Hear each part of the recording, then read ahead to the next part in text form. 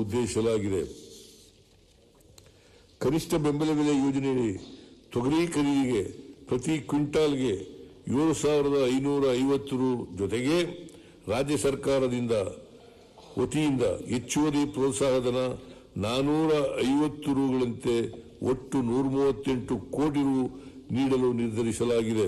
ಇದರಿಂದ ತೊಗರಿ ಬೆಳೆಯುವ ಪ್ರಮುಖ ಜಿಲ್ಲೆಗಳಾದ ಕಲಬುರಗಿ, ಬೀದರ್, ಯಾದಗಿರಿ, ವಿಜಯಪುರ, ಬಾಗಲಕೋಟೆ, ರಾಯಚೂರು, ಕೊಪ್ಪಳ, ಕೋಲಾರ, ಚಿತ್ರದುರ್ಗ ಹಾಗೂ ಚಿಕ್ಕಬಳ್ಳಾಪುರ ಭಾಗದ ರೈತರಿಗೆ ಅನುಕೂಲವಾಗಲಿದೆ.